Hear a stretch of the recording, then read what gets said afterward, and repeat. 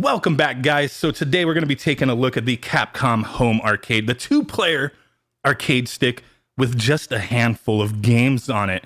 So a lot of you guys have requested that I look at this, and that's what we're going to be doing today. Unboxing it, testing it out, seeing what we could do.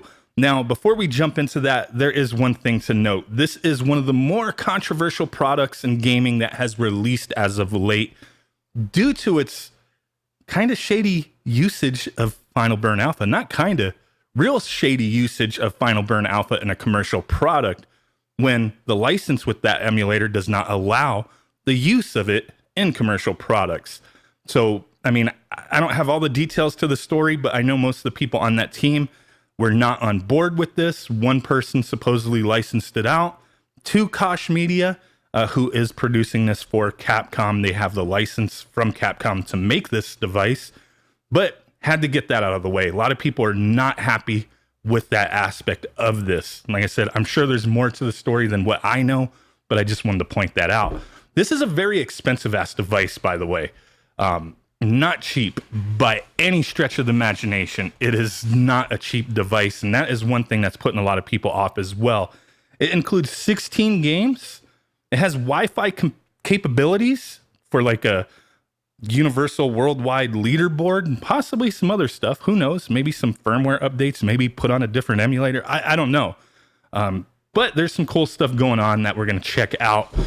This thing is going for, I believe, a bit over $200 US once you convert the 200 pounds or whatever it is to USD. So very expensive for what it is. It uses all Sanwa parts. I'm going to go ahead and get this out, take a closer look at it so we can get this big ass box out of the way. USB plug. Take a look at that in a second. Additional USB. Manual. HDMI. And some stickers for the buttons that I'll show in a second. So here she is, two-player stick, all Sanwa with an 8-way gate for each joystick. I think that's pretty cool. The buttons are all custom colored to match the Capcom logo. A lot of people don't like it.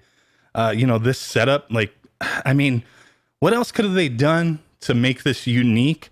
I mean, the Capcom logo is a little bit much, but I don't think it looks too bad. But yeah, I'm sure they could have gone a different direction and made this thing look a little better than just a big Capcom logo. Doesn't really scream arcade to me. You know what I mean? Maybe they could have done some custom artwork or something and had a little better of a shape design to it. I don't know. But here we go. Let's take a look at what we got. So on the back down here, we do have our ports. We have our HDMI power and our power button. Then we also have an additional USB port. So I'm wondering if that's going to open up the possibility of hacking. Here's the bottom. As you see, Capcom, Koch Media is the ones who made it. So there's that. I mean, this is a pretty big stick, man. It is pretty big. Definitely see that there's room for two players. Depending upon how you have this set up, but it might be a little cramped. It's a big stick, but it's still, it's not huge. I have two-player sticks that are a bit wider than this, but so far everything feels good. They're Sanwa parts, so they are going to feel fine. Not much of an angle. It would have been nice if it went up a little bit, so it was like tilted slightly, but it is what it is. Let's compare this to the size of the Neo Geo Arcade Stick Pro. So here's the comparison in size anyway, to the Capcom stick and the Neo Geo stick. I think this is a good size stick, but as you can see, this guy is almost twice the size. So there you go.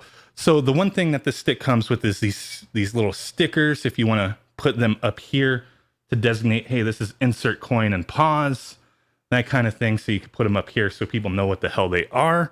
So with the whole issue with Final Burn Alpha, I'm not sure if this is going to get a US release, but I know a lot of people are interested, but who knows for sure. So here's a little couple pages. It's in a bunch of languages. So you only have 2 pages of instructions, just how to turn it on. We don't really care. We're going to plug this thing in and check it out right now. But let me go ahead and measure this first. Okay, so from one side to the other, it's about 26 inches from top to bottom. It's about 6.5 inches. And it's about 3 inches from the table up. So there's that, in case you were interested. We might as well try to weigh it. Let me see if I can weigh this. Okay, we're sitting at about 5 pounds, 13 ounces. So almost 2 pounds heavier than the Neo Geo stick, but I mean, it's almost twice the size and it's 2 players. So there's that. Let's go ahead and plug this thing in and start playing it. Let's do it. Okay, guys, we are booted up and ready to go. So to take a look at the included games, we only have 16. Here they are. I'm not going to read them all off, but there's some interesting titles for sure. Definitely for the price, this thing should have had a lot more games. Maybe some CPS 3, Street Fighter 3 Third Strike would have been amazing. But there we go. Some cool stuff indeed. Some recognizable games for people. Some people may not know some of these games, but I think it's still a decent selection. Just should have been more. Now, to take a look at our options, this is an interesting thing. So the manual doesn't tell you how to go to the options. I was hitting up and all sorts of stuff. Couldn't get there. The manual on their website tells you hold up and left or right. So you got to push up and then left or right. Okay. Now in our options, we have a few things we could do. Language, there is only English. Legal notices, system update. So you could check. It ships with firmware 1.0. I have connected the Wi-Fi. It does have Wi-Fi built in, and I updated it. Now, prior to the update, oh my God, this thing, there was so many issues, and there's still issues, mind you. But I'm not somebody who normally harps on input lag, but on the stock firmware, the input lag with this thing was horrible. Playing Street Fighter 2 was unplayable for me. Now, I normally don't, rag on that kind of stuff. With emulation, there's always input lag for the most part, and it normally doesn't bother me. I don't really perceive it, so I don't, go on and on about that kind of stuff. But with this device and stock firmware, it was bad. After the update, it feels fine to me, not having an issue. You can check the controls, make sure all the buttons work, no biggie. Display, this is another thing that was a source of frustration. Stock firmware, you only had full and wide mode and the smooth modes with them. No original aspect ratio. So if you don't connect this to the internet, or you don't want to, or you don't have access to Wi-Fi, you're not going to get original aspect ratio. That is stupid. Like, they really should have incorporated original aspect ratio from the start. But I'm glad it's incorporated now. It's just ridiculous that it wasn't. So let's get out of that. Test out a couple games real quick. Now, when I first was playing it on the stock firmware, I was having some audio issues and some weirdness going on. Not anymore with the firmware update. I don't know what the deal was, but it seems fine to me now. The games, they play fine. No issues with that. Here, this is where I first started noticing some input lag, which I have my camera set up so you could see me using the controls, but it seems to be better now. But here I was like trying to select my character, and it was taking like a full second to move over, and I was like, this doesn't seem right, man. This doesn't seem right at all. With the Sanwa buttons, these are very sensitive buttons. You barely touch them and they will register. But now, I'm not really experiencing any lag like I was originally. It was bad. I wish I would have recorded that while I was messing with it before updating, but now it seems acceptable to me. I'm not really having an issue with that. But I still have an issue with some games as far as the controls go. So this is meant for Street Fighter, 6 buttons. No biggie, right? And everything performs fine. Now, there's going to be other games where you cannot reassign the buttons and they either use 1, 2, or 3 buttons. And for me, the way this thing is shaped is really annoying, in that it forces you to use the bottom 3. So I can't rest my palm on this device. I have to keep my hand down here. And I don't like that. It feels uncomfortable. Maybe in a future firmware update, they'll fix that. But as far as right now, there's some games that just are not comfortable for me to play. The other thing, you could pause the game, hit select and start. You don't have any options. You can't adjust the buttons. You can't change your display options. You could just resume game, restart, or quit the menu. This is where some other redonkulous crap takes place. Quit the menu. What's going on? Where's the damn menu? The whole system reboots every freaking time you exit a game. Tell me why SNK, who's gotten a lot of flack over the past couple years with their devices, how come they put out the SNK Neo Geo Arcade Stick Pro and that damn thing doesn't have to reboot? You just go straight back to the menu and select your game. This thing, every freaking game takes forever to load. As you can see, black screen loading. It's not forever, but it's longer than what I'm accustomed to with emulation. You have to deal with that, and then you have to deal with the system rebooting when you want to change the game out. Other things that people are complaining about is the quality of the plastic used. For me, like you see the gray that's around it, it's like got a rubberized feel to it, and I'm fine with that. It feels good to me. It doesn't feel like really cheap or anything, but it is this clear plastic overlay that's on the top of the device that feels cheap, like it's easily gonna crack at some point. If you get a little crazy with this thing, this clear plastic may crack. If you drop it, it's definitely gonna break. I mean, don't drop your arcade stick, but yeah, the quality of the materials used could be a little bit better. Unfortunately, it's just the way it is. Overall, it's not horrible, the materials used, but some people just aren't going to like the shape. Some people aren't going to like what I'm talking about here. You can only use the bottom 3 buttons for this game, and now your hand's not resting on the stick at all, which for me is a comfort thing.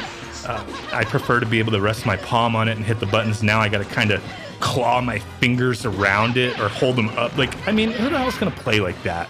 It's stupid, man.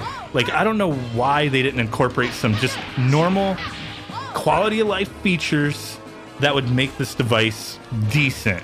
Not decent for the money, but I mean, what we're paying for this thing, it just should have incorporated a lot more options.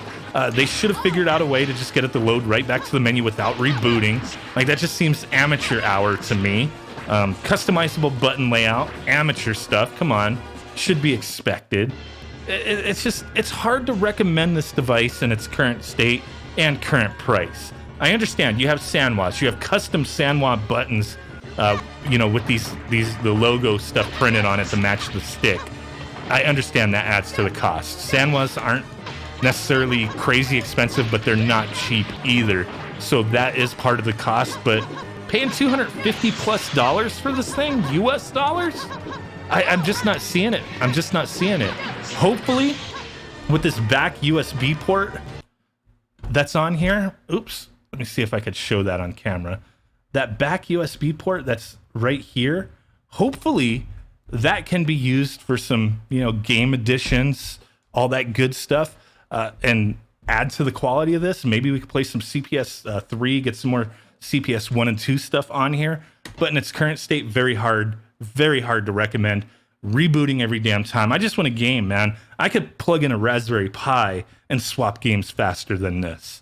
This is just ridiculous. For a $250 device, I mean, I've never really used the Pandora's boxes, the control panels, but I don't think those have the same issues as this. This is weak, my friends. This is weak. Okay, guys, so I set the smoothing on for the original aspect ratio for 1944, just so you could see it before we go. Not bad, but, some people like it, some people don't, having those smoothing options. Myself, I prefer just having that pixel scaling and original aspect ratio, but it's there if you want it. Same thing with the full and widescreen modes. But yeah, my final thoughts on this thing. Is it playable? Yes, it is. The games play fine. The selection may not be for everyone. It's a very limited selection. There's some cool games on here, though. Don't get it twisted. There's some cool stuff.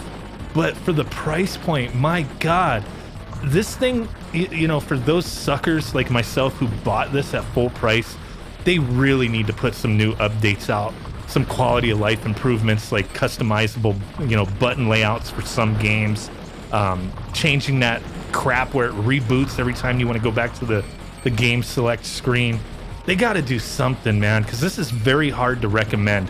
I'm extremely happy with the Neo Geo Arcade Stick Pro with how they did that thing. You could use it as an additional controller for other devices. Doesn't have those issues booting. you know, rebooting the system when you would select a game.